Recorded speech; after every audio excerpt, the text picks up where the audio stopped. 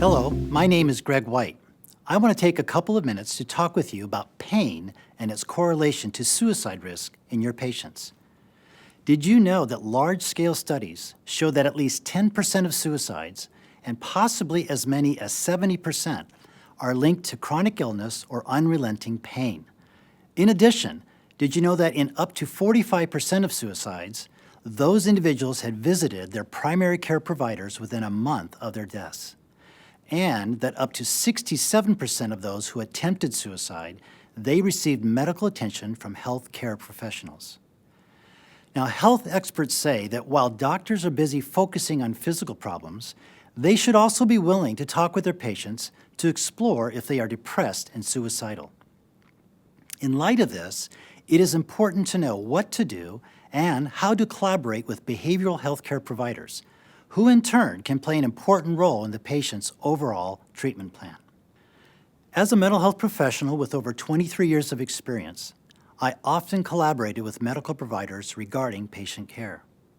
Health issues often complicated by drug and alcohol use or the patient's misuse of pain medication were consistently part of the overall treatment plan and required frequent review and follow-up by both healthcare and mental health providers.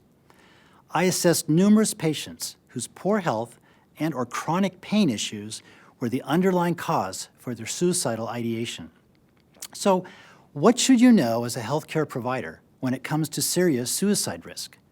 Research shows that if your patients are white males between the ages of 45 and 64, they are in the highest risk category. The next highest risk group are white elderly males 85 and older.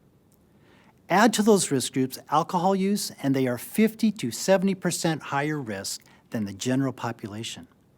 Can you imagine then the risk if you add chronic illness or pain issues? If you suspect that your patient's illness or pain is causing them to feel depressed and possibly suicidal, talk with your patient about their mood and ask if they've had any suicidal thoughts. Consult with other professionals if you have had any doubt about your patient's psychiatric stability or risk for suicide. Leave no stone unturned when it comes to creating a treatment plan for your patients whose risk factors are high with respect to race, gender, and age. Have a colleague in your corner who specializes in suicide risk and who can work with you to ensure a safe and clinically sound outcome for your patient. Thank you for watching. I trust that you have found this information useful, and I wish you all the best in your important work of keeping your patients alive and well.